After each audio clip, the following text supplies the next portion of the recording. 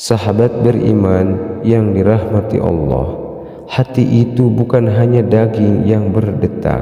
Hati adalah pusat kehidupan jiwa, tempat iman bertumbuh, tempat rasa takut kepada Allah hidup, tempat semua arah hidup ditentukan. Tapi tahukah kamu, tidak semua hati itu hidup. Ada hati yang tenang, ada yang gelisah, dan ada pula yang sudah mati tanpa terasa. Dan bahayanya, ketika hati sudah mati, manusia bisa tersenyum di luar, tapi di dalam jiwanya telah gersang, tak lagi tersentuh oleh kebenaran. Mari kita kenali ciri-ciri hati yang mulai mati, agar kita bisa menyelamatkan diri sebelum terlambat. Yang pertama, tidak tersentuh saat mendengar ayat Allah. Salah satu tanda hati yang hidup adalah mudah tersentuh saat mendengar ayat-ayat Al-Quran. Allah berfirman, sesungguhnya orang-orang yang beriman itu adalah mereka yang bila disebut nama Allah bergetarlah hati mereka, dan bila dibacakan ayat-ayatnya bertambahlah iman mereka. Quran Surah Al-Anfal ayat 2. Tapi ketika hati telah mengeras, ayat yang dibacakan seperti angin lalu. Tidak ada rasa, tidak ada takut, tidak ada getaran di jiwa. Jika kamu sudah merasa hambar saat mendengar nasihat, berhati-hatilah, itu tanda bahaya. Yang kedua, merasa biasa saat berbuat dosa. Dulu kita menangis saat berdosa, sekarang kita mengulanginya dengan enteng, tanpa rasa malu, tanpa rasa bersalah. Nabi SAW bersabda, seorang mukmin melihat dosanya seperti gunung besar yang hampir menimpanya, sedangkan orang fajir melihat dosanya seperti lalat yang hinggap di hidung lalu diusirnya. Hadis riwayat Bukhari. Saat dosa sudah tak terasa mengganggu, saat maksiat jadi kebiasaan, itu tanda bahwa jiwa mulai lumpuh. Bukan karena dosanya kecil, tapi karena hatinya yang sudah keras. Yang ketiga, hati keras saat dinasihati. Tanda hati sehat, ia mudah menerima nasihat, meskipun pahit, karena dia tahu itu obat. Tapi hati yang sakit akan menolak nasihat, merasa paling benar, bahkan membenci orang yang mengingatkannya. Allah berfirman, maka celakalah mereka yang hatinya keras terhadap peringatan Allah, mereka dalam kesesatan yang nyata. Allah berfirman, maka celakalah mereka yang hatinya keras terhadap peringatan Allah, mereka dalam kesesatan yang nyata.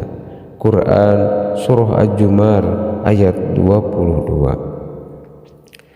Jika kita marah ketika dinasihati, jika kita alergi terhadap kebenaran, itu bukan kekuatan, tapi kelemahan, dan mungkin tanda hati yang sedang sekarat. Yang keempat, lalai dari zikir dan doa. Zikir adalah nutrisi jiwa, doa adalah napas hati.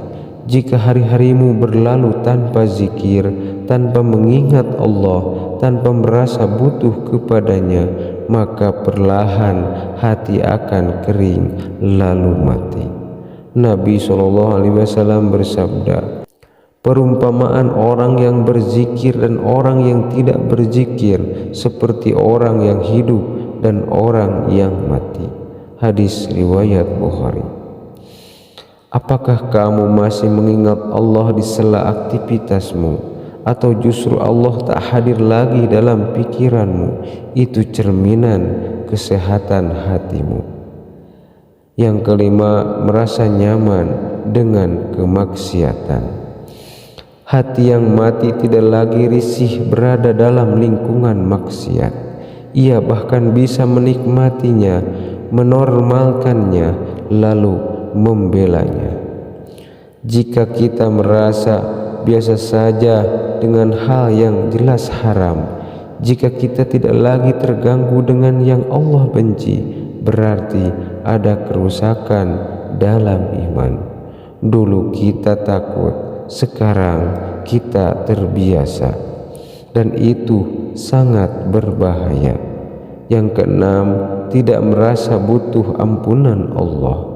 Tanda hati yang hidup selalu merasa berdosa, selalu merasa butuh taubat, karena ia tahu dirinya penuh kekurangan.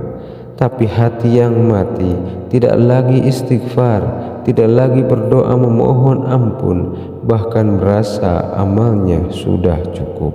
Padahal Nabi, manusia suci, beristighfar lebih dari 70 kali sehari.